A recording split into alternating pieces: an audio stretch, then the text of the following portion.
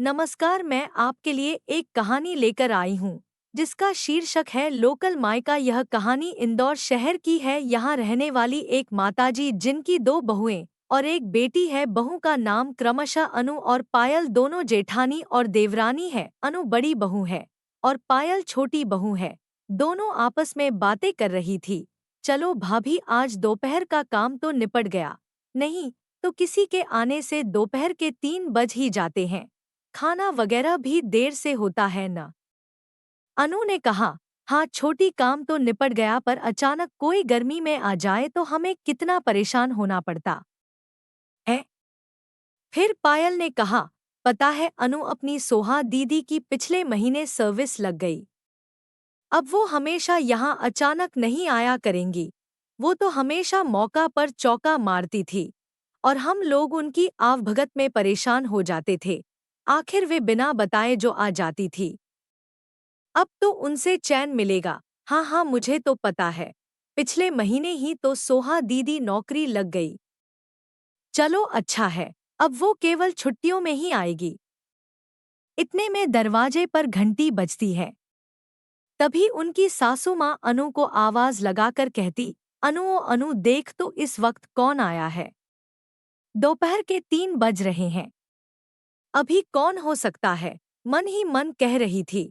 अनु जैसे ही दरवाजा खोलती है तो सोहा ननद को अचानक देख कहती। अरे दीदी, आप इस वक्त? आपका आज ऑफिस नहीं है क्या? दीदी, आज क्या छुट्टी है? तब वो कहती। मुझे तुम लोगों से मिलना था और आज ऑफ डे था, सोचा आप लोग से मिल लूं। और सोहा बहुत चहकते हुए बोली, माँ कहाँ है? जब से सर्विस लगी है तब से आज आ पाई हूँ। अनु भाभी ने कहा। दीदी, मम्मी अपने कमरे में है।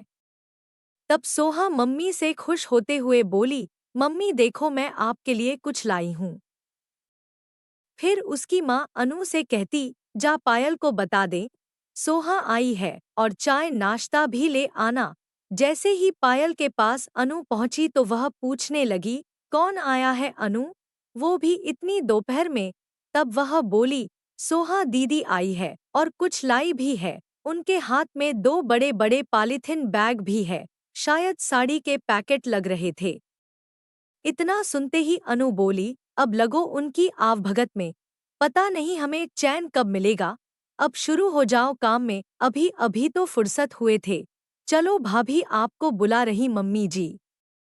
मैं चाय नाश्ता लाती हूँ।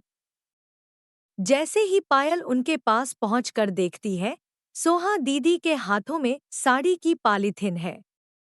उसे देखते ही पायल ने पूछा। दीदी, ये क्या लाई हो और क्यों? उसे आश्चर्य होता है, न दिवाली है, न कोई की एनिवर्सरी है या बर्थडे भी नहीं है, तो क्यों साड़ी लेकर आई है? तब वह बहुत उत्साहित होकर कहती। माँ, मैं अपनी पहली सैलरी से आप लोग के लिए साड़ी लाई हूँ। देखो न कैसी है, बताओ।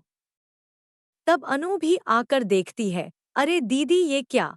तब वो दोनों को एक एक साड़ी देते हुए बोली। भाभी, आप लोगों के लिए भी साड़ी लाई हूँ। मुझे पहली सैलरी मिलते ही मुझे लगा आप लोग के साथ भी अपनी खुशी बांटूं। मुझसे रहा नहीं गया और मैं दोपहर में ही आ गई। तब दोनों भाभी बोली। अरे दीदी, इसकी क्या जरूरत थी? तब वह बोली। भाभी, आप लोगों से ही मेरा मायका है, तुम लोग के साथ खुशी नहीं बांटूंगी तो किसके साथ बांटूंगी? फिर दोनों भाभी एक दूसरे का चेहरा देखती है और साथ में कहती। हम आपको कितना गलत समझ रहे थे। आपने तो हमें अपना मान लिया और हम ही आपको परेशानी समझते थे, और लगता आपके आने से काम बढ़ गया। हम लोग आपको दिल से अपना नहीं पाए।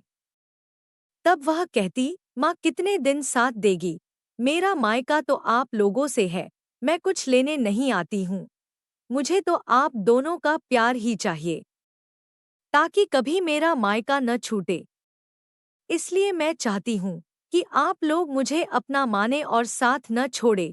बहुत घर परिवार देखे हैं, ननद भाभियों को बोझ लगती है, पर मुझे तो एक दहरी ही चाहिए, ताकि मैं गर्व के साथ कह सकूं कि मेरी भाभी मुझे बहुत मानती है और मेरा आने का इंतजार करे कि मेरी ननद कितने दिनों से नहीं आई।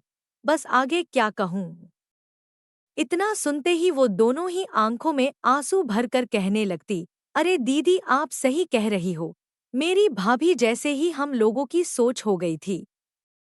उनका देखकर हमें भी आपके आने पर काम अखरने लगा था। अब तो आप बेफिक्री से कभी भी आओ।